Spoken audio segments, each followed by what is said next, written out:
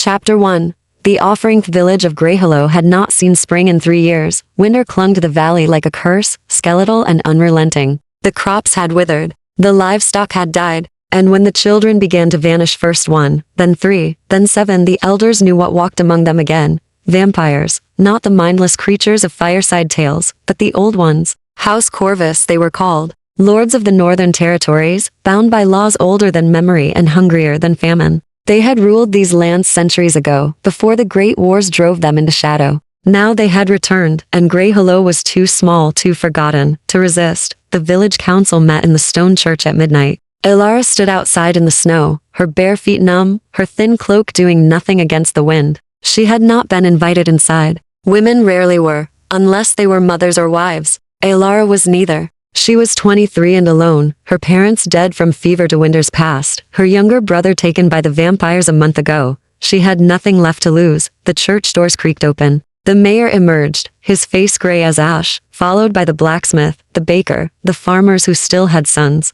They would not meet her eyes. "It's done," the mayor said. His voice cracked. "We've sent word. House Corvus will receive an offering at dawn." "What offering?" Elara's voice cut through the cold. The mayor flinched. "A life. One willing soul, in exchange for the village's safety. They've agreed to leave Greyhollow in peace if we comply." Elara's heart turned to stone. "Who?" No one answered. She looked from face to face, reading the truth in their silence. They had chosen someone. Someone expendable. "Someone no one would miss me," she said. The mayor exhaled, relief and shame warring in his expression. The vampire lord asked for a volunteer. "Someone young. Someone worthless," Elara finished. She smiled bitterly. "I understand." The blacksmith stepped forward, his broad shoulders hunched. "You don't have to do this, girl. We can find another way." "Can you?" Elara met his gaze. "Can you fight them? Drive them away? Bring back the children they've already taken?" Silence. She pulled her cloak tighter. "I'll go at dawn. But I want your word, all of you, that when I'm gone, you'll protect what's left of this village. No more children. No more disappearances." The mayor nodded quickly. "You have it. May God have mercy on your soul." Elara turned and walked into the night, her breath misting in the frozen air. God had abandoned Greyhollow long ago. She did not expect mercy. The ruins of Ravenscar Keep rose from the cliffs like broken teeth. Elara climbed the narrow path as dawn bled across the horizon. Her legs shaking, her hands clutched around a single object, a kitchen knife, small and dull, hidden in the folds of her skirt. She did not expect it to save her. But she would not die without a fight. The keep's gate stood open, as if waiting. She stepped inside. The courtyard was vast and empty, the stones slick with frost. Statues of long-dead lords lined the walls, their faces eroded by time. At the far end, a figure waited. He stood beneath a crumbling archway, tall and still as death itself. Elara's breath caught. He was beautiful in the way winter was beautiful, cold, sharp, and utterly inhuman. His hair was black as midnight, falling loose around a face carved from marble and shadow. His eyes were pale gray, the color of a frozen river. And when they fixed on her, she felt the weight of centuries in that gaze. He wore dark clothing, simple but elegant, and moved without sound as he descended the steps toward her. Elara forced herself to stand still, to breathe. "You came," he said. His voice was low, quiet, but it carried across the courtyard like a whisper in an empty cathedral. "I was sent," Elara replied. Her voice did not shake. She was proud of that. The vampire stopped a few paces away, studying her with an intensity that made her skin prickle. "What is your name?" "Elara." "Elara," he repeated, as if tasting the syllables. "I am Lucian Corvus, lord of this house, master of these lands." He tilted his head. "Do you know why you are here? To die, I assume." Something flickered in his expression, surprise perhaps, or amusement. "You assume wrongly." Elara blinked. The village said many things, I'm sure." Lucian's gaze drifted over her, cold and assessing. "They believe I demanded a sacrifice. A life for their safety." He paused. "I did not." "Then what did you ask for?" "Service," Lucian said simply. "I asked for someone willing to serve House Corvus for 1 year, to bind themselves to this keep, to obey its laws, and to offer their blood when required." His eyes locked on hers. "In return, Greyhollow will be protected. No more disappearances. No more children taken." Elara's heart hammered. "You want a servant. I want a witness," Lucian corrected. "Someone who understands the terms. Someone who chooses. And if I refuse, then you are free to leave." He gestured toward the open gates. "Walk away, Elara. Return to your village. Tell them I rejected their offering." She stared at him, searching for the lie, the trap. But his face was unreadable, ancient and remote. If I leave, she said slowly, what happens to Greyhillow? Lucian's expression did not change. The terms remain. If they cannot provide what was agreed upon, the treaty is void. My house will do as it pleases. More children would die. Alara closed her eyes. She thought of her brother's empty bed, the baker's daughter who had loved to sing, the butcher's son, who had carved her a wooden bird the summer before. Everything fell apart. She opened her eyes. I'll stay. Lucian regarded her for a long moment, silent and still. Then he inclined his head, a gesture so slight it might have been imagined. Welcome to Ravenscar Keep, Alara, he said. From this moment forward, you belong to the night. Chapter 2. The price of Sanctuary Keep swallowed her whole. Lucian led Alara through corridors that seemed to twist and fold upon themselves, lit only by candles that burned with flames to still to white. The walls were ancient stone, carved with symbols she did not recognize, spirals and crosses and words in languages long dead. The air tasted of dust and something else, something metallic and faintly sweet. Blood. Alara's grip tightened on her cloak. She wanted to ask where he was taking her, but her voice had fled somewhere between the courtyard and the darkness pressing in from all sides. Lucian walked ahead, his footsteps silent, his posture rigid as a blade. He had not looked back at her once. They climbed a narrow staircase, then another, until Alara's legs burned and her breath came in shallow gasps. Lucian moved as if gravity meant nothing to him, effortless and inhuman. Finally, he stopped before a heavy wooden door. Your quarters, he said, pushing it open. Alara stepped inside and froze. The room was enormous. A four-poster bed dominated one wall, draped in dark velvet. A fireplace crackled with fresh flames, though she had seen no servants, heard no footsteps. Tall windows overlooked the cliffs and the valley below, where Greyhillow huddled in the distance like a handful of stones. It was a room for a guest, not a prisoner. This is mine? She asked, her voice barely a whisper. For the duration of your service. Lucian remained in the doorway, as if some invisible barrier prevented him from entering. You will not be locked in. You may move freely through the keep, though I advise against wandering the lower levels after dark. Alara turned to face him. After dark? It's a vampire's keep. Isn't it always dark here? A ghost of something amusement, perhaps, crossed his features. The catacombs wake at nightfall. The older residents do not take kindly to disturbances. Older than you? Much older. He met her gaze, and for the first time, she saw something beneath the cold mask. Weariness. I am young by the standards of my house. 247 years is barely a breath to some who sleep below. 247 years. Alara's stomach twisted. She was speaking to a creature who had walked the earth before her great-great-grandparents were born, who had seen empires rise and fall, who had forgotten more lives than she would ever live. What do you want from me? The question came out sharper than she intended. Lucian was silent for a long moment. When he spoke, his voice was careful, measured. I need you to live, Alara, to eat, to sleep, to remain healthy. Twice a week, I will require your blood. Not enough to harm you, just enough to sustain the bond. What bond? Between House Corvus and Greyhillow. He folded his arms, his expression unreadable. Vampire law is ancient and absolute. A treaty must be sealed in blood, freely given, willingly shared. Without it, my promise to protect your village means nothing. Alara's hand drifted to her throat. You're going to bite me. I am going to ask permission to feed from you, Lucian corrected, his tone hardening. Consent is not negotiable. If you refuse, I will not touch you. But the treaty will fail, and Greyhillow will be unprotected. She stared at him, searching for deception, for cruelty. But his face remained impassive, carved from stone and shadow. When? She asked. Not tonight. You need rest, adjustment. His gaze flicked to the bed, then back to her. There is a bell pull beside the fireplace. Ring it if you require anything. Food, water, clothing. Someone will come. Who? The daylight attendants. Humans like you. They maintain the keep while the house sleeps. Alara blinked. There are other humans here? 3. They serve willingly and are paid well for their discretion. Lucian stepped back into the corridor. You are not alone, Alara. You are not a prisoner. But you are bound by your word, as I am bound by mine. He turned to leave. Wait. The word escaped before she could stop it. Lucian paused, his hand on the doorframe. Alara swallowed hard. My brother. The children who were taken. Are they? She couldn't finish. Lucian's shoulders tensed. For the first time, she saw something crack in his composure. Anger, grief, she could not tell which. They are not here, he said quietly. House Corvus does not prey on children. We never have.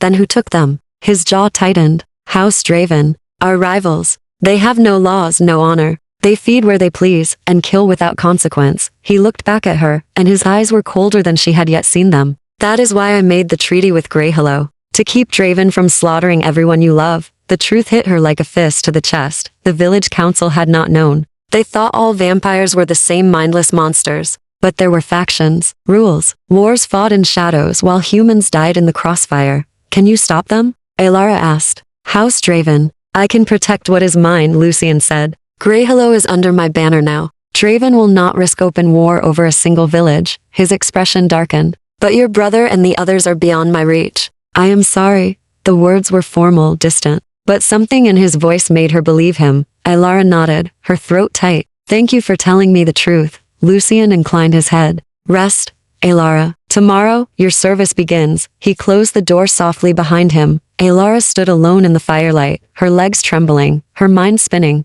She crossed to the window and looked down at Greyhillow, at the thin smoke rising from chimneys. The tiny figures moving through snow-covered streets. She had bought them time, safety, a chance. But the cost was her blood, her year, her life bound to a creature who did not breathe, did not age, did not die. Alara pressed her forehead against the cold glass and wondered if she had made a bargain with a savior or a monster. Outside, the sun began to set. Chapter 3. The waking dark. Alara woke to silence so complete it felt like drowning in a wind. No birdsong, no distant voices or creaking floorboards. Just the faint crackle of dying embers in the fireplace, and her own heartbeat, too loud in her ears. She sat up slowly, disoriented. Pale moonlight spilled through the windows, casting long shadows across unfamiliar walls. For a moment, she forgot where she was. Then memory crashed back. The village, the offering. Lucian's cold gray eyes, Raven's car keep. She was a prisoner dressed as a guest, bound by her own word to a vampire lord who spoke of treaties and blood bonds as if they were ordinary things. Alara pushed back the heavy covers and stood. Someone had left a tray of food on the table near the fireplace while she slept. Bread, cheese, dried fruit, a pitcher of water. Her stomach growled. She could not remember her last real meal. She ate quickly, mechanically, then crossed to the window. The valley below was transformed. Greyhillow's lights were distant pinpricks, fragile as dying stars. But the forest between the keep and the village seemed alive, shadows moving between trees, shapes that were too large to be deer, too swift to be human. Vampires, hunting. Alara's breath fogged the glass. Were they from House Corvus? Or the others House Draven? The ones who had taken her brother? A soft knock shattered the silence. Alara spun, her heart hammering. Yes. The door opened. A woman entered, middle-aged and sturdy, with graying hair pulled into a tight bun. She wore a simple gray dress and carried an armful of dark clothing. Good evening, miss. Her voice was brisk, efficient. I'm Margaret, day attendant. I manage the household staff. She set the clothes on the bed. Lord Corvus sent these. He requests your presence in the library within the hour. Alara stared at the garments. A dark wool dress, practical but well-made, with a high collar and long sleeves. Warmer than anything she had owned in years. What does he want? Alara asked. Margaret's expression remained neutral. That's not for me to say, miss. But I'd advise not keeping him waiting. He's patient, but he values punctuality. How long have you worked here? 12 years. Margaret smoothed the dress with practiced hands. My husband tends the grounds. My son manages the stables. You're not afraid? Margaret met her gaze directly. Afraid of what? Lord Corvus has never harmed us. Never broken his word. He pays fair wages, provides housing, and asks only that we respect the house's rules. She paused.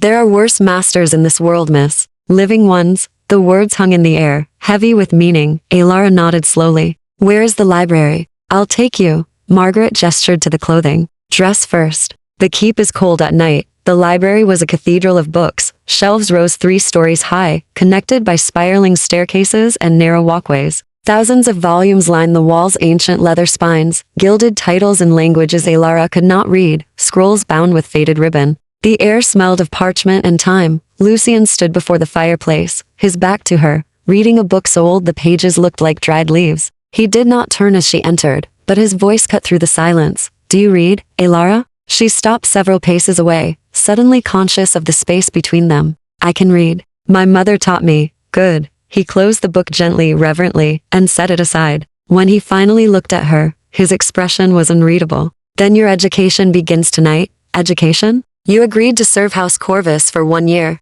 To do so effectively, you must understand what we are. Our laws, our history, our enemies. He gestured to a chair near the fire. Sit.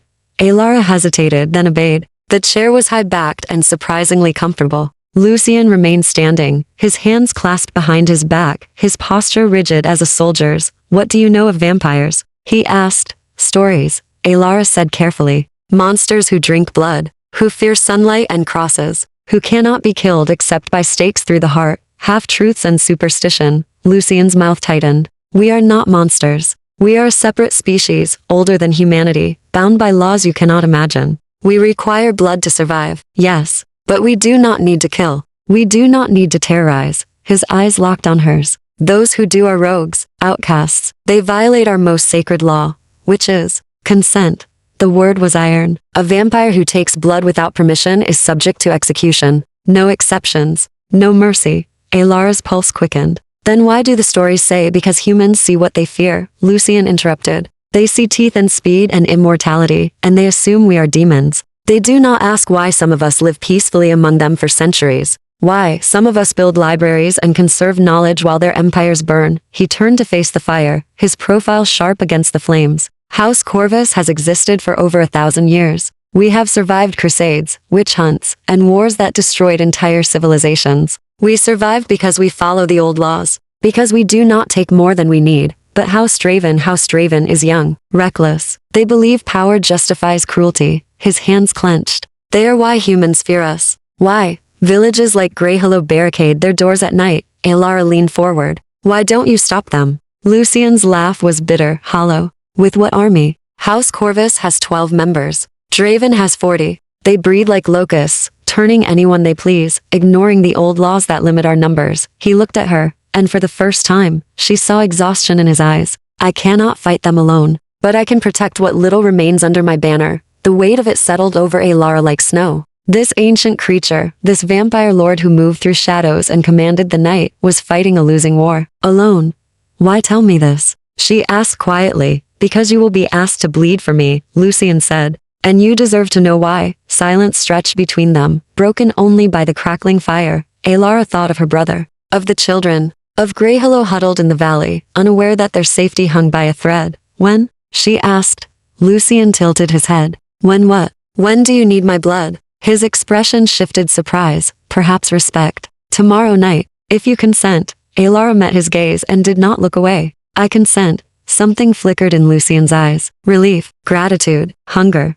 Then we have an accord, he said softly, outside. Something howled in the forest. Close, too close. Lucien's head snapped toward the window. His body suddenly tense as a drawn bowstring. What is it? Alara whispered. Draven, he said, his voice cold as winter. They're at the gates. Chapter 4. Blood at the Gaddis. Lucien moved faster than sight. One moment he stood by the fire. The next he was at the window, his hand pressed against the glass. His entire body coiled like a predator sending prey. The firelight caught the sharp lines of his face, turning his features into something inhuman and terrible. Stay here, he commanded, his voice stripped of all warmth. Lock the door behind me. Do not open it for anyone except Margaret. What's happening? Alara stood, her heart racing. Draven doesn't make social calls. Lucien strode toward the door, then stopped, his hand on the frame. He looked back at her, and his eyes had changed darker, the pupils dilated until only a thin ring of gray remained. If they breach the keep, there's a passage behind the bookshelf on the eastern wall. Follow it down. It leads to the catacombs. Find the oldest coffin, black stone, unmarked. Knock 3 times and say my name. She will protect you. She? Who? But Lucien was already gone, the door slamming shut behind him with such force the walls shook. Alara ran to the window. Below, in the courtyard, she could see them now. Figures emerging from the tree line, moving with inhuman grace across the snow. 6 of them. 7 more, materializing from shadow like smoke given form. They wore no uniforms, no house colors, but she could feel their wrongness even from this distance. They moved like wolves circling wounded prey, hungry and unafraid. House Draven, a door far below crashed open. Lucien appeared in the courtyard, alone, a dark sword in his hand that seemed to drink the moonlight. He stood utterly still as the vampires surrounded him. Alara pressed her face against the cold glass, her breath fogging the view. One of the Draven vampires stepped forward, a woman with white blonde hair and a smile like broken glass. Her voice carried up to the window, clear and mocking. Lord Corvus, how isolated you've become. Where are your house members? Your allies? She gestured to the empty courtyard. Oh, that's right. You have none. Just corpses sleeping in the dark and a handful of human servants who wouldn't last 5 minutes against us. State your business, Mirana. Lucien's voice was steel wrapped in ice. You are on my land without invitation. That alone justifies your execution. Mirana laughed. Your land? How quaint. This territory belonged to Draven before your grandfather was born. We're simply reclaiming what's ours. Then you'll die for it. The blonde vampire's smile widened. Will we? You're strong, Lucien. Fast.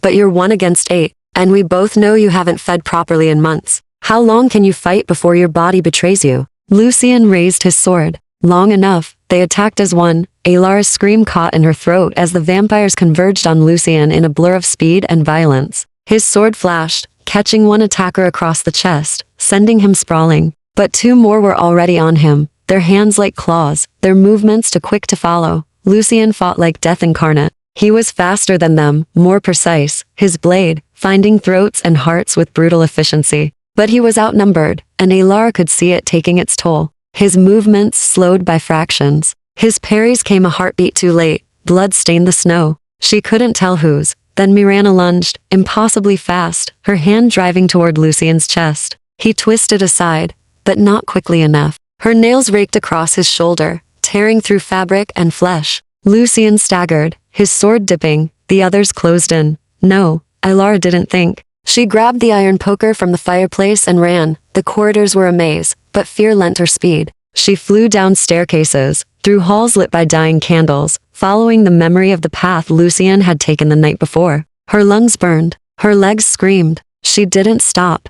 The entrance hall, the courtyard doors, still standing open. She burst into the night air and froze. The courtyard was carnage. 2 vampires lay motionless on the ground, their bodies already beginning to decay into ash. Another clutched a severed arm, hissing. But Lucien was on his knees, 3 vampires holding him down, while Mirana stood over him, her hand wrapped around his throat. Any last words, Lord Corvus? She purred. Yes, Lucien rasped. Behind you. Mirana turned. Alara swung the poker with every ounce of strength she possessed. It connected with the vampire's temple with a sound like breaking pottery. Mirana shrieked, stumbling back, her hands flying to her face. The iron had burned her skin, leaving a smoking well across her perfect features. The courtyard erupted into chaos. The vampires holding Lucien released him, turning toward Alara with faces twisted in rage. She raised the poker, her hands shaking, knowing it was useless, but refusing to die on her knees. Lucien moved. He was a shadow, a blade, a storm of violence.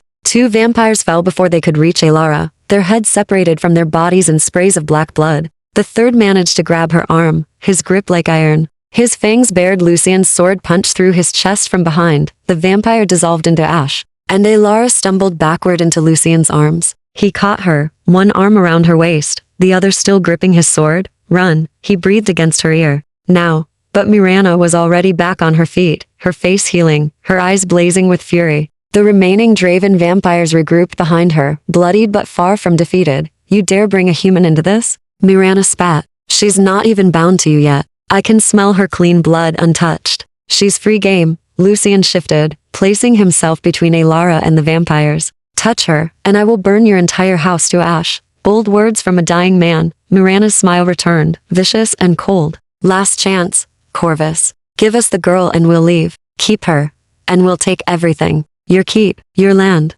your pathetic little village in the valley. Greyhollow. Alara's breath stopped. They would slaughter everyone. Every child, every mother, every person she had ever known. Wait, she said, stepping around Lucien. I'll go with you. Just leave them alone. Alara. No, she volunteers. Mirana clapped her hands in delight. How refreshing. You see, Corvus? Humans understand survival better than you. Lucien's hand closed around Alara's wrist, gentle but unbreakable. You don't know what you're offering. I know what I'm saving, Alara whispered, looking up at him. His face was spattered with blood, his shoulder torn open, his eyes burning with something that looked like anguish. Let me go. For a long moment, Lucien stared at her. Then his jaw tightened. No, the word was absolute. He pulled her behind him and raised his sword once more, his stance unwavering despite his wounds. Mirana, he said quietly, tell your master that House Corvus does not negotiate with thieves. And if Draven wants this territory, they'll have to pry it from my corpse. Mirana's laughter died.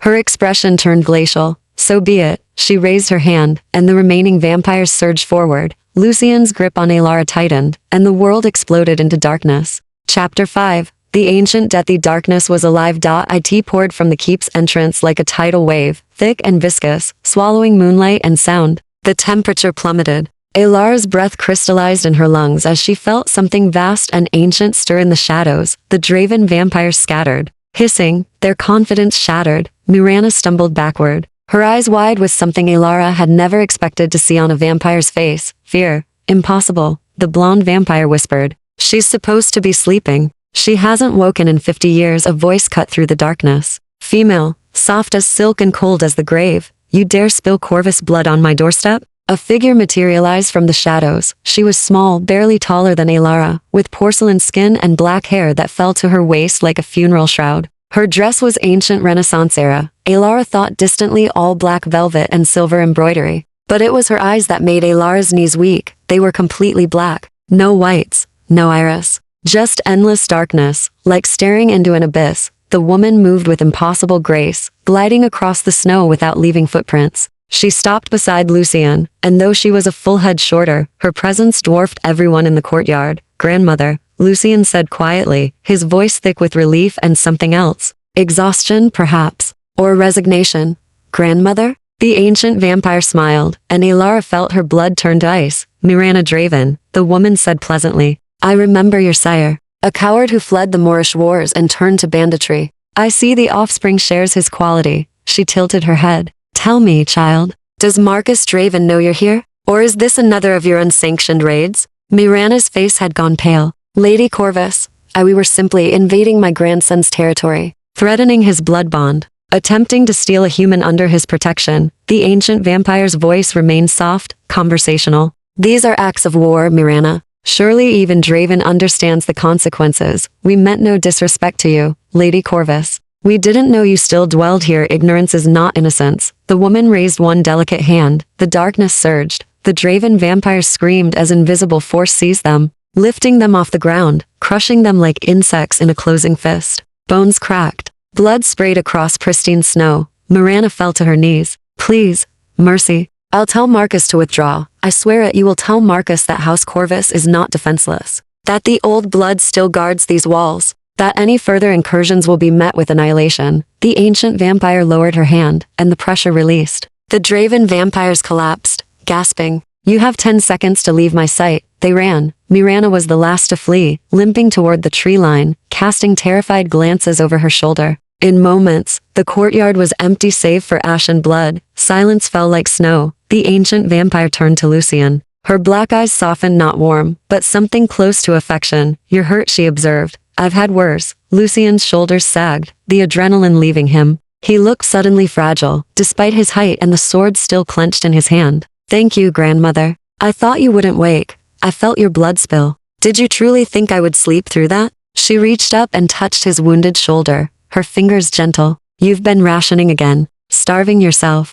This is why you're weak. The village has suffered enough. The village made a bargain. Her tone sharpened. You cannot protect them if you're dead, Lucian. You know this. Her gaze shifted to Elara, who had been standing frozen, forgotten, her iron poker still clutched in trembling hands. Those black eyes pinned her in place. And who is this? The ancient vampire asked. Elara of Greyhillow, Lucian said quickly. The blood bond. She volunteered or was volunteered. The woman glided closer, and Elara forced herself not to retreat. Up close, she looked no older than 30, beautiful in an unsettling, porcelain doll way. What is your name, child? Elara. Her voice came out barely a whisper. I am Isabeau Corvus, matriarch of this house. I have lived for 732 years. Isabeau studied her with unnerving intensity. You attacked me, Rana, with iron. Brave, foolish. You could have been killed. She was going to kill Lucian. And why should that matter to you? Elara hesitated. Why had she run into the courtyard? Why had she risked everything for a vampire she'd known less than 2 days?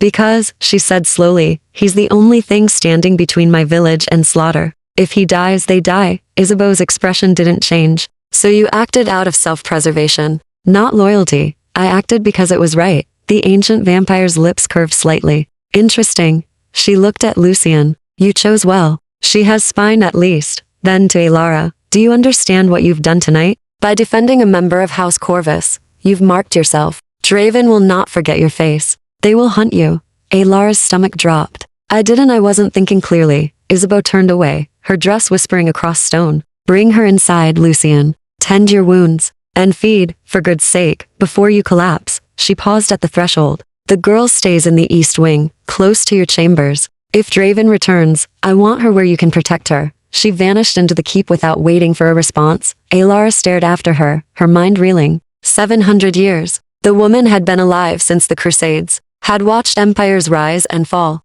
had power enough to destroy 6 vampires with a gesture, and she was Lucian's grandmother. Alara. Lucian's voice was rough, pained. Are you hurt? She turned to find him swaying slightly, his hand pressed to his shoulder. Blood seeped between his fingers, dark, almost black in the moonlight. You're bleeding, she said stupidly. I'll heal. He took a step toward the keep and stumbled. Alara caught him before she thought better of it. His weight against her was solid, real, warmer than she'd expected. She could feel his heart beating slow, far slower than human, but steady. You need help, she said. Lucian looked down at her, and in his eyes she saw exhaustion, pain, and something else. Something that looked like wonder. You shouldn't have come out there, he said quietly. You could have died. So could you. I'm already dead. Alara, I've been dead for 247 years. You don't feel dead to me. The words hung between them, intimate and strange. Lucian's gaze held hers for a long moment, and Alara felt something shift in her chest. Not fear, not quite trust, but recognition, perhaps. A sense that she had stepped across some invisible threshold and could not go back. Come, Lucian said finally, his voice hoarse. Let's get inside before grandmother decides we're both too stupid to survive. Alara helped him toward the keep, acutely aware of every point where their bodies touched, every breath they shared in the frozen air. Behind them, the snow began to fall, covering the bloodstains like a shroud. Chapter 6. Wounds and Truth. Lucian's chambers were nothing like Alara expected. She had imagined something gothic and severe, all dark stone and heavy curtains. A coffin, perhaps, symbols of death and immortality. Instead, the room was surprisingly lived in. Books lined every available surface, stacked in precarious towers beside a worn leather chair. Maps covered one wall, marked with notes and elegant script. A violin rested on a stand near the window, its wood gleaming in the candlelight. It looked like a scholar's study, a soldier's planning room, a place where someone actually existed, not merely survived. Lucian collapsed into the chair with a pained exhale, his hands still pressed to his shoulder. Blood had soaked through his shirt, spreading in dark tendrils across the fabric. Let me see, Alara said, moving toward him before her courage could fail. He looked up at her, surprised. It will heal on its own. Vampire blood requires fuel, doesn't it? You haven't fed properly in months. She crossed her arms, echoing Isabeau's words. Let me help, or you'll sit there bleeding all night out of stubborn pride. A ghost of a smile touched his lips. You sound like my grandmother. Your grandmother is terrifying. Yes, the smile faded. She is also the reason House Corvus still exists. Without her, he trailed off, his gaze distant. Alara knelt beside the chair, her hands hovering uncertainly over his ruined shirt. I need to see the wound. May I? The question hung between them, formal and strange. But Lucian's expression softened with something like gratitude. Yes, he said quietly. Alara's fingers trembled as she peeled away the torn fabric. The gashes were deep, 4 parallel cuts across his shoulder where Mirana's claws had struck. The wounds had stopped bleeding, but the flesh around them looked gray, almost withered. This isn't healing, she whispered. Draven venom. It slows regeneration. Lucian's jaw tightened. It will pass, given time and blood. How much time? Days, perhaps a week. Alara looked up at him. You don't have a week. You said you needed my blood tomorrow night. If you're weakened, I can wait. Can you? She sat back on her heels, studying his face. Even wounded and exhausted, he was beautiful in that inhuman way, to perfect to still. But there were shadows under his eyes now, a tightness around his mouth that spoke of pain he was too proud to acknowledge. What happens if you don't feed? If you wait too long? Lucian was silent for a moment. When he spoke, his voice was careful, measured. We become less. The hunger takes over. Rational thought fades. We become the monsters humans believe us to be. Have you ever? Alara couldn't finish the question. Lost control? No. His eyes met hers, steady and honest. But I have come close. More often than I care to admit. He leaned his head back against the chair, his throat exposed in a gesture that felt oddly vulnerable. It is why the old laws exist. Why consent matters. A vampire on the edge of starvation cannot be trusted to stop. Cannot be trusted to choose humanity over hunger. Alara thought of the courtyard, of his speed and strength, even weakened. Of the blade in his hand and the coldness in his eyes as he'd faced down 8 enemies alone. You were protecting me, she said suddenly. Tonight, you could have let them take me. Saved yourself. No, the word was absolute. You are under my protection, mine to guard. I would have died before breaking that oath. Why? The question burst from her before she could stop it. I'm nothing to you. A stranger.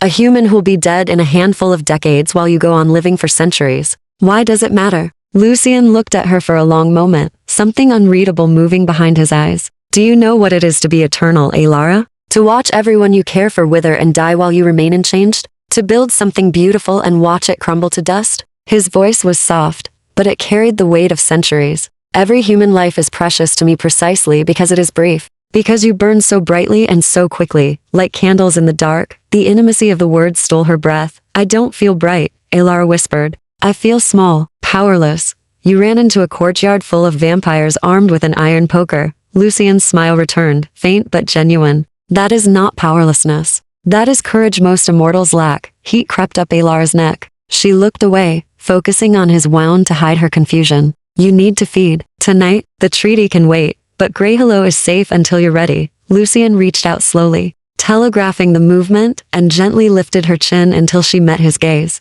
His fingers were cool against her skin. I will not take from you while you're afraid, while you're uncertain. Consent given under duress is not consent at all. Alara's heart hammered against her ribs. This close, she could see the subtle differences that marked him as other: the uncanny stillness, the faint luminescence in his eyes, the absence of breath. But she could also see the person beneath the monster. The weariness, the loneliness, the desperate fragile hope that maybe, just maybe, he wasn't fighting alone anymore. I'm not afraid, she said, and was surprised to find it true. Lucian's eyes widened slightly. Alara, I consent. The words came out stronger than she felt. You need blood to heal, to protect Greyhillow, to fight Draven. She swallowed hard. Take what you need, not tonight. His hand fell away from her face, but his gaze remained locked on hers. You've been through too much. Your body is flooded with fear and adrenaline. The blood bond requires calm, trust, clarity. I will not forge it in chaos. Then when? Tomorrow night, after you've rested,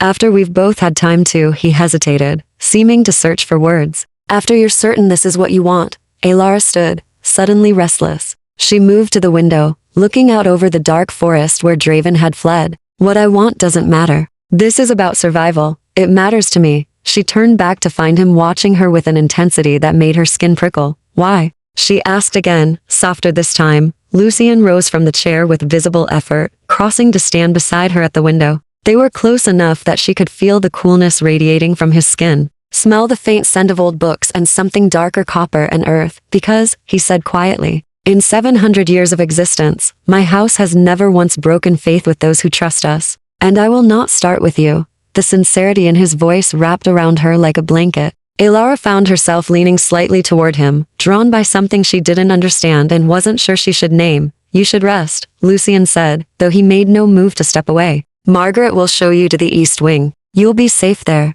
What about you? I'll heal. His lips quirked. Slowly, painfully, but I will heal. Alara wanted to argue, to insist, to do something other than leave him wounded and alone. But exhaustion was crashing over her in waves, and her legs felt like water. Tomorrow night, she said. Tomorrow night, Lucian agreed. She turned to go, then paused at the door. Lucian, thank you for not letting them take me. His expression softened into something that looked almost like tenderness. Always, Alara, for as long as you're mine to protect. The possessiveness in the words should have frightened her. Instead, it felt like coming home. Chapter 7. The first Bindangelara spent the day unable to sleep. Her new room in the east wing was smaller than the first, but warmer somehow, with thick rugs and tapestries that muffled the keep's ever-present chill. Margaret had brought breakfast then lunch, eyeing her with concern but asking no questions. The older woman had seen the blood in the courtyard, had no doubt heard about the attack. Everyone in the keep knew war was coming. Alara stood at the window as the sun began its slow descent,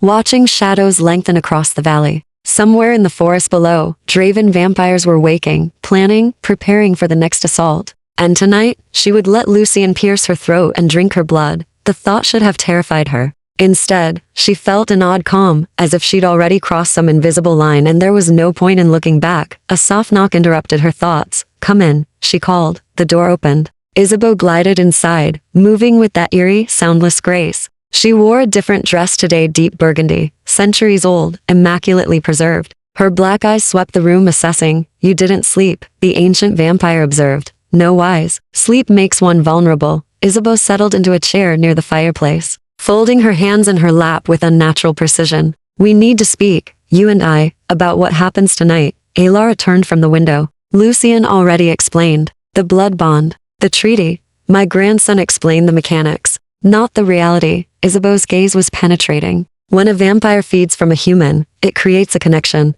Temporary for most. But a deliberate blood bond, one forged with intent and ritual, is different. It will tie you to Lucien in ways you cannot yet comprehend. Alara's pulse quickened. What kind of ways? You will feel his hunger, his pain, his presence, even when he is not near. The bond works both ways. He will sense your fear, your joy, your distress. It fades over time, after the blood bond expires. But for the duration of your service, you will be linked. The words settled over Alara like a shroud. He didn't mention that, because he would let you walk away rather than force intimacy upon you. Isabeau tilted her head. My grandson has always been too noble for his own good. It is why he starves himself rather than take what he needs. Why he fights alone rather than turn others to bolster our numbers. He believes suffering makes him honorable, and you don't? I believe survival requires pragmatism. The ancient vampire's expression remained impassive. I have buried 3 children, 12 grandchildren, and more great-grandchildren than I care to count, all because they were too principled to do what was necessary.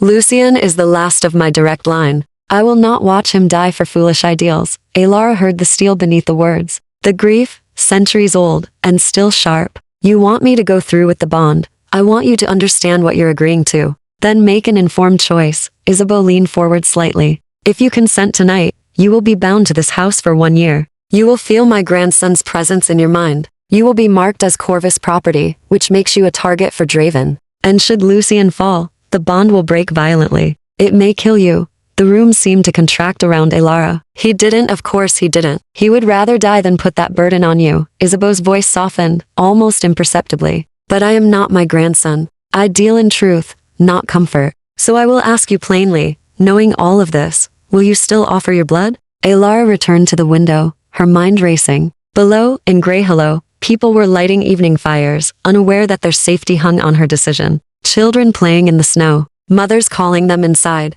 Lives continuing because Lucien stood between them and darkness. If I refuse, Alara said slowly, what happens to the village? The treaty fails. Draven moves in. Your people die. Isabeau spoke without emotion, simply stating fact. Lucien will try to protect them regardless, but without the bond's power to draw on, he will fail. He is 1 vampire against 40. The mathematics are not in his favor. Then I don't really have a choice. You always have a choice. Isabeau rose, crossing to stand beside her. Up close, Alara could see the web-thin lines around her eyes, the only sign of her true age. You can walk away. Save yourself. Let others pay the price. Many would call that wisdom.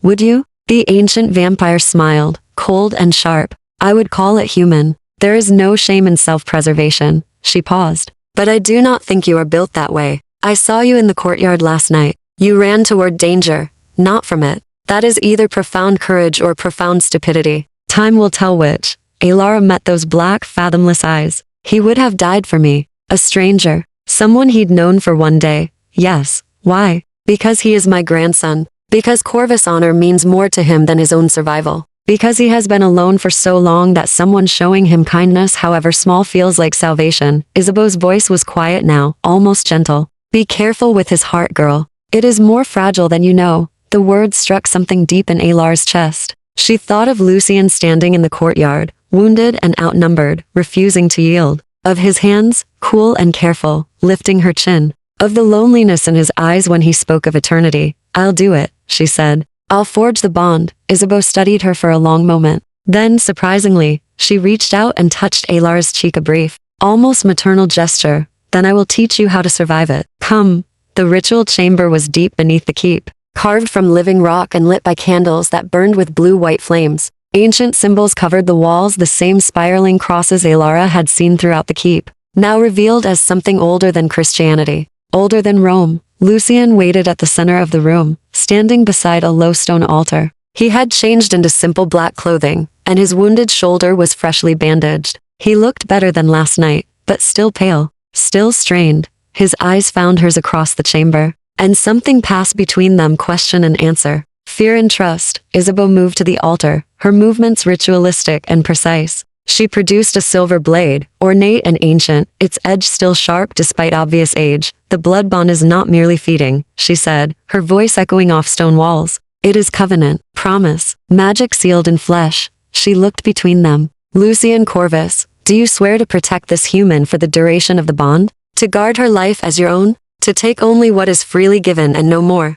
I swear it. Lucian's voice was steady, formal. On my house, my name, and my immortal soul. Isabeau turned to Elara. Elara of Greyhillow, do you offer your blood willingly? Do you accept the bond and all it entails? Do you trust this vampire with your life? Elara's heart hammered. This was the moment, the threshold. After this, there would be no going back. She looked at Lucian, at this ancient, lonely creature who had chosen honor over survival, who had stood against impossible odds to protect people who feared him. I do, she said. I offer my blood willingly. I accept the bond. I trust him. The words felt like a vow. Isabeau raised the blade. Then let it be sealed. She drew the knife across her own palm, black blood welling up. Then she took Elara's hand and made a shallow cut across her palm, sharp, quick, barely painful. Finally, she did the same to Lucian. Blood to blood, Isabeau intoned. Life to death. Mortal to immortal. Let the bond be forged. She pressed Elara's bleeding palm to Lucian's. The world exploded into sensation. Chapter 8. Between heartbeats, bond hit Elara like lightning striking water. She gasped as sensation flooded through her, foreign, overwhelming, impossibly vast. She could feel Lucian's presence unfurling in her mind like dark wings, ancient and powerful and achingly lonely. 247 years of memories pressed against her consciousness. Battles fought in moonlight, lovers lost to time. The endless weight of immortality stretching forward into an abyss with no ending, and beneath it all, hunger. Not the simple need for food, but something primal and all-consuming, a void that could never truly be filled. Easy, Lucian's voice cut through the chaos. His free hand steadied her shoulder. Breathe, Elara, let it settle. Don't fight it. She dragged air into her lungs, forcing herself to focus. Gradually, the torrent of sensation began to organize itself. She could still feel him, his presence a constant hum at the edge of her awareness, but it was no longer drowning her. And then she felt something else. Pain, sharp and insistent, radiating from his wounded shoulder. You're still hurt, she whispered. Lucian's eyes widened slightly. You can feel it? Yes. It's like she searched for words. Like a torn muscle, but deeper. Wrong somehow. Isabeau released their hands, stepping back with satisfaction. The bond has taken. Stronger than I expected. She looked at Lucian. Feed now, before you collapse. The venom is spreading. Lucian hesitated, his gaze searching Elara's face. Are you certain? We can wait. Stop being noble and drink, Isabeau said sharply. The girl has consented. The ritual is complete. Delaying only increases risk for both of you. Elara felt his reluctance through the bond, worry, guilt, a desperate desire not to frighten her. It was oddly touching, this creature of darkness so concerned with her comfort. I'm ready, she said. Surprised by the steadiness in her voice, Lucian guided her to sit on the edge of the altar, his touch careful, reverent. He knelt before her, bringing them to eye level. This close, she could see the fine lines of strain around his mouth, the subtle tremor in his hands. He was starving. Had been for months. It will hurt, he said quietly. Not much. But I want you to know. If you need me to stop, say so. The bond will make me feel your fear. I will stop immediately. I trust you. Something shifted in his expression, wonder. Perhaps or gratitude so profound it bordered on pain. Slowly, giving her every chance to pull away, Lucian leaned forward. His cool breath ghosted across her throat. Elara tilted her head, exposing the vulnerable curve of her neck, and felt his hesitation spike through the bond. Elara, please, she whispered. You're in pain. I can feel it. Just do it. His lips brushed her skin, soft as moth wings. Then his teeth pierced her throat. The pain was sharp and bright, there and gone in an instant. Then something else flooded through her, warmth, spreading from the bite like honey through her veins. She could feel Lucian drinking, feel his hunger beginning to ease. And through the bond she felt his relief, his gratitude, his absolute focus on taking only what she could safely give. It was intimate in a way she had never experienced, more than physical. Like he was touching not just her body, but her very essence. Time became strange. Seconds stretched and compressed. She was aware of Lucian's hand cradling the back of her head, gentle and protective. Of his other hand, gripping the altar edge so hard the stone cracked. Of the careful control he was exerting, holding himself back from taking more. Then slowly, he withdrew. Elara swayed, suddenly dizzy. Lucian caught her, his arms solid and steadying. She blinked, trying to focus, and found him staring at her with an expression she couldn't name. Are you hurt? His voice was rough, strained. No, She touched her throat. The wound was already closing, sealed by something in his saliva. I'm fine. Are you? Lucian laughed, a short, startled sound. You just let a vampire drink from you and you're asking if I'm all right? You were hurt, poisoned. She could still feel the echo of his pain through the bond, but it was already fading, his body using her blood to heal. I can feel you getting stronger. He helped her to her feet, his hands lingering at her waist as if afraid she might fall. The bond. You feel what I feel. And you feel what I feel. Yes. His gaze searched hers. I felt your fear when I bit you, but also your trust, your compassion. He sounded bewildered by it. You pitied me, even as I was feeding from you. Alara flushed. You were in pain. Of course, she stopped, unsure how to explain the complicated knot of emotions the bond had revealed. The loneliness, the guilt, the terrible, crushing weight of responsibility he carried. You should rest, Isabeau said, breaking the moment. She was watching them with an unreadable expression. The first feeding always takes a toll. Lucian, take her to her chambers. Make sure she eats and drinks. No arguments. Lucian nodded, his arms still steadying Alara. As they climbed the stairs from the ritual chamber, she became acutely aware of how close they were, how her body fit naturally against his side. The bond hummed between them, a living thing now, connecting their thoughts and sensations in ways that should have been terrifying. Instead, it felt right. Like finding a piece of herself she hadn't known was missing. I can walk on my own, she said, not meaning it. I know. Lucian didn't release her. Indulge me. They made their way through the keep in comfortable silence. The candles seemed brighter now, the shadows less oppressive. Or perhaps it was just that Alara could feel Lucian's presence beside her, constant and reassuring through the bond. When they reached her chambers, he hesitated at the threshold. Margaret will bring food shortly, he said. You need to replenish what you've given. And sleep. Tomorrow he paused, his expression clouding. Tomorrow we'll discuss what comes next. Draven won't wait long to strike again. Alara's brief sense of peace evaporated. How long do we have? Days, perhaps a week. Through the bond, she felt his frustration, his fear, not for himself, but for her, for Greyhillow, for everyone depending on him. I need to contact the other houses, form alliances. Draven has grown too bold, too reckless. If we stand together, will they help? Lucian's silence was answer enough. They're afraid, Alara said, reading it through the bond. The other houses. They don't want to risk war with Draven. Yes. He looked away. We are alone in this. As we have always been. The resignation in his voice broke something in her. Alara reached out and took his hand, lacing her fingers through his. He stared at their joined hands as if she'd performed a miracle. Not alone, she said firmly. Not anymore. Lucian's throat worked. Through the bond, she felt his emotions surge, gratitude and longing and something deeper. Something he quickly buried before she could name it. You should rest, he repeated. His voice rough. So should you. A ghost of a smile touched his lips. Vampires don't sleep. Not the way you do. Then what do you do all night while I'm sleeping? Read, plan, patrol the grounds, worry.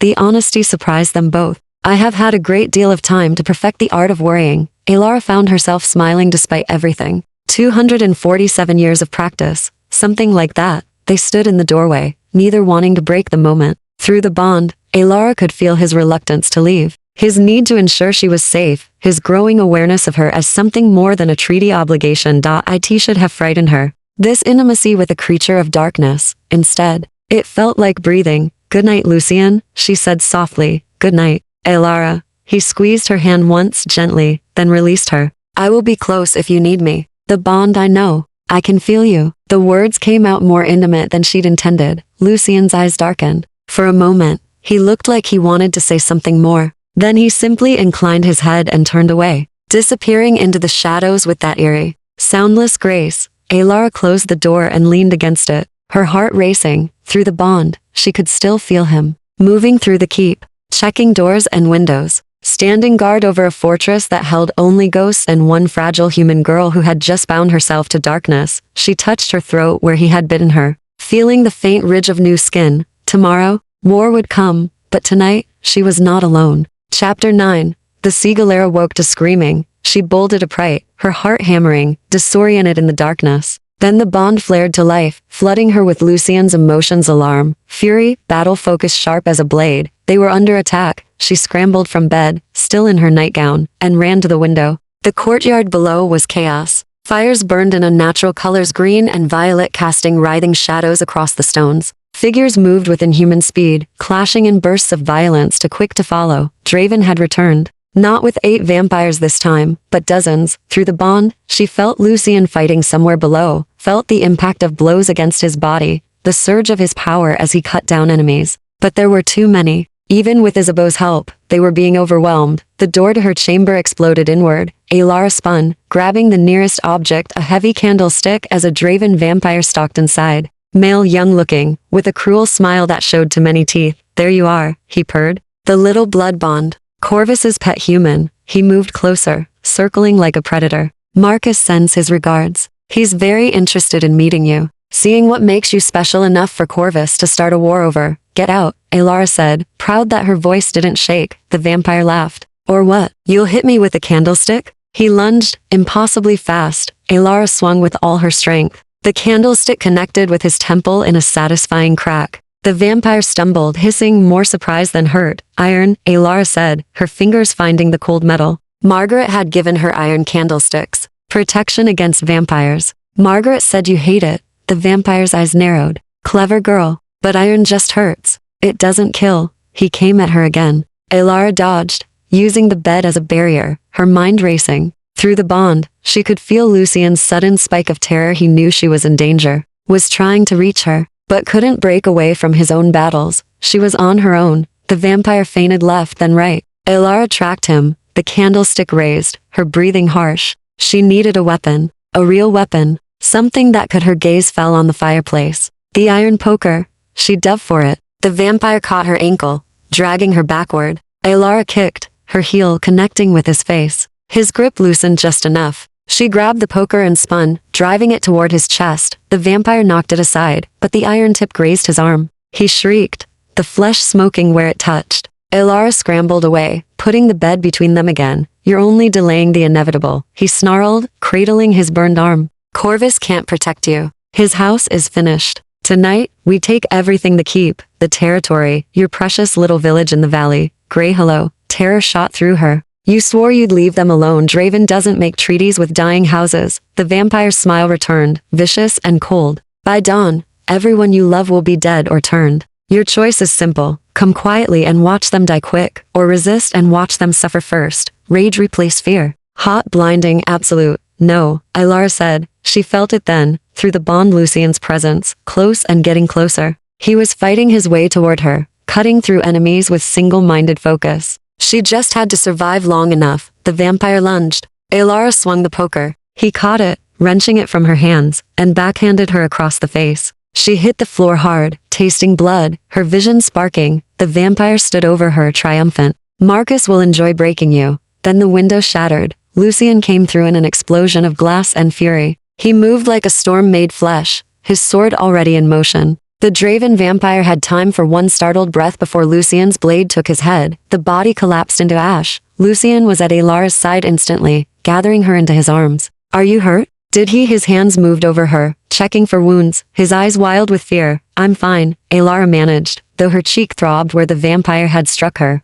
"Lucian," he said, "they're going to attack Greyhollow, I know." His voice was grim. "This was never about the keep. It's about territory. Draven wants the entire valley." He helped her to her feet, his jaw tight. "We need to move, now. The keep is compromised." "What about Isabeau?" "Fighting in the main hall. She can hold them, but not forever." He grabbed a cloak from the wardrobe and wrapped it around her shoulders. "There's a passage in the library. It leads to the catacombs, then outside the walls. We can reach Greyhollow before Draven's forces." "We're going to the village?" "We're going to evacuate it." Lucian's eyes met hers, and through the bond she felt his determination, his desperate hope that they could save even a fraction of the lives at stake. "If we can get the villagers to the old church, the consecrated ground might slow Draven down. Buy us time." "Time for what?" "For the other houses to arrive." He pulled her toward the door. "I sent word 3 nights ago. If they come, if they honor the old alliances, if they don't." Lucian's silence was answer enough. They ran through corridors filled with smoke and screaming. Bodies lay scattered, some Draven, some Corvus servants who had tried to fight. Alara's stomach twisted, but Lucian pulled her forward, his grip unbreakable. They reached the library to find it in flames. The ancient books were burning, centuries of knowledge turning to ash. "No," Lucian breathed, anguish flooding the bond. But there was no time to mourn. He led her to the eastern wall, pressed a hidden lever, and a section of bookshelf swung open, revealing a narrow staircase descending into darkness. "Stay close," he said. "Don't let go of my hand." They plunged into the catacombs. The passage was ancient, carved from living rock, lit by phosphorescent fungi that cast everything in sickly green light. The walls were lined with alcoves holding stone coffins, the resting places of Corvus ancestors. Silent and still, Elara could feel them through the bond somehow. Not conscious, but present, watching. They ran past tombs bearing names and languages she didn't recognize, past chambers that breathed with old power. Lucian moved with absolute certainty, navigating the maze as if he'd walked it 1,000 times, which, Elara realized, he probably had. Behind them, she heard sounds of pursuit, shouts, the scrape of claws on stone. "They're following," she gasped. "I know." Lucian's hand tightened on hers. Almost there, they burst from the catacombs into the forest, the night air sharp and cold after the tomb's stale breath. Lucian oriented himself quickly, then pulled her north, toward Greyhillow. They ran through snow and shadow, branches whipping past, Elara's lungs burning. Through the bond, she could feel Lucian's strength flowing into her, helping her keep pace, his determination absolute. They crested a hill, and Greyhillow came into view below. The village was burning. Draven had already arrived. Vampires moved through the streets, dragging people from their homes. Elara heard screaming, saw blood staining white snow. "No," she whispered. "No, no, no." Lucian's arm wrapped around her waist, holding her upright as her legs threatened to give out. Through the bond, she felt his grief, his rage, his crushing sense of failure. "We're too late," he said, his voice hollow. Then, from the south, came the sound of horns. Lucian's head snapped up. Through the bond, Elara felt his shock, his sudden, desperate hope. They came, he breathed. The other houses. They actually came. Riders appeared on the horizon, dozens of them, moving with preternatural speed. Vampires in formal battle armor, bearing the banners of houses Elara didn't recognize. They crashed into Draven's forces like a tidal wave. The tide of battle turned. Lucian pulled Elara close, his forehead pressing against hers. "Stay here. Stay hidden." "I have to go," Elara said, reading his need through the bond. "I'll be safe. Go help them." He kissed her forehead, quick and fierce, then vanished into the chaos. Elara crouched in the snow, watching vampires clash in the streets below, feeling Lucian's presence through the bond as he fought alongside the allies who had answered his desperate call, and she prayed to gods she'd stopped believing in, that dawn would come before they all died. Chapter 10. The choice between worlds. Dawn broke over Greyhillow like a wound. Elara stood in the village square, surrounded by ash and blood and survivors who looked at her with equal parts gratitude and fear. The battle had raged until the sun crested the horizon, forcing the vampires, both Draven and their allies, to retreat to shadow. 23 villagers dead, 41 wounded. Half the buildings burned, but Greyhillow still stood. Elara helped Margaret distribute blankets and water, moving through the wounded with numb efficiency. Her hands were stained with blood, human blood this time, not her own. She had spent the hours after the battle binding wounds, comforting children, helping the survivors salvage what they could from the ruins. She had not seen Lucian since he'd disappeared into the fighting, but through the bond, she could feel him, alive, exhausted, guilt-ridden and grieving, somewhere in the shadows. Unable to face the carnage he blamed himself for causing, the village mayor approached, his face haggard. "Miss Elara, the council wishes to speak with you." She followed him to the church, one of the few buildings still intact, its consecrated ground having protected the refugees who'd sheltered there. Inside, the remaining council members waited, their expressions wary. "You were at the keep," the mayor said, without preamble. "You know what happened. Why Draven attacked. They want the territory," Elara said flatly. "The valley. Everything Corvus controls. They don't care about treaties or laws. They only understand power." "And Lord Corvus?" the blacksmith asked. "Where is he now?" "Recovering." The battle. She stopped, unsure how much to reveal. "He was wounded protecting us." "Protecting us?" The baker's widow stood, her eyes red from crying. "My daughter is dead because of vampire wars. Because we're caught between monsters fighting over territory like we're nothing more than livestock." The words cut deep. Elara wanted to argue, to defend Lucian, but what could she say? The woman was right. Humans were casualties in a conflict they hadn't started and couldn't control. "The other houses," the mayor said carefully. "They helped us. Drove Draven back." "Why?" "Because Lucian called them. Because some still honor the old alliances." Elara met his gaze.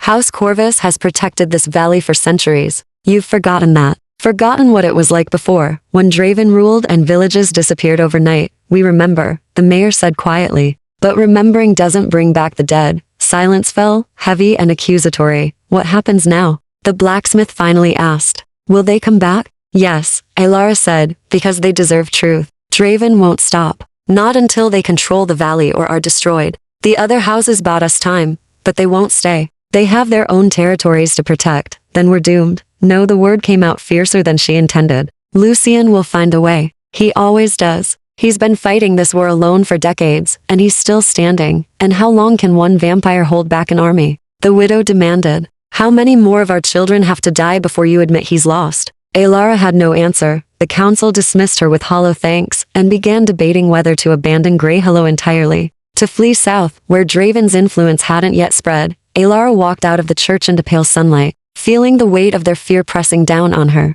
Through the bond, she felt Lucien's presence. Spike, he had sensed her distress, was reaching for her across the distance. I'm here, she thought, not knowing if he could hear her thoughts or just feel her emotions. I'm all right. The bond pulsed with warmth, reassurance, gratitude. Come to the keep. His presence seemed to whisper. Please. She found him in what remained of the library. Lucien stood amid the ruins, surrounded by charred books and collapsed shelves, staring at the devastation with an expression of profound loss. He looked worse than she'd ever seen him, his clothing torn and blood-stained, his face drawn, exhaustion evident in every line of his body, but alive, whole. Alara. His voice was rough, barely a whisper. You shouldn't be here. It's not safe, neither is the village. She picked her way through the debris until she stood before him. Neither is anywhere in this valley. So I might as well be here. Lucien's throat worked. I failed you. Failed them. 23 dead because I couldn't stop. Alara reached up and cupped his face, forcing him to look at her.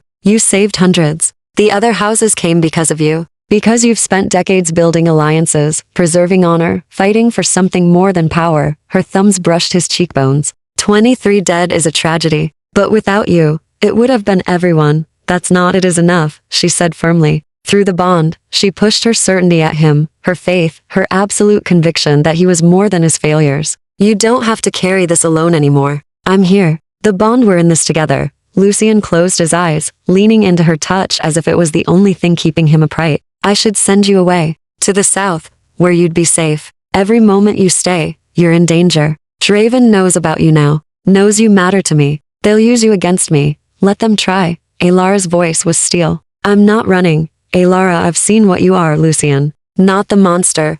Not the lord. Not the vampire. I've seen you. She stepped closer, until there was no space between them. I've felt your loneliness, your grief, your desperate hope that maybe this time you can save everyone. And I'm telling you, you don't have to do this alone. His hands came up to cover hers, trembling slightly. If you stay, you'll be bound to this war. To centuries of violence and loss. To watching everyone you love age and die while I remain unchanged. I know. You could walk away. The bond will fade in time. You could have a normal life. I don't want normal. The words surprised her as much as him. I want this, you, the bond. Even knowing the cost, Lucien's eyes opened, and they were luminous with unshed tears. Why? Because for the first time in years, I don't feel alone. Alara's voice cracked. Because you make me feel alive. Because when I'm with you, I'm not just surviving, I'm living. She swallowed hard. And because I think you feel the same. Through the bond, emotions crashed between them like waves. Longing, fear, hope, need.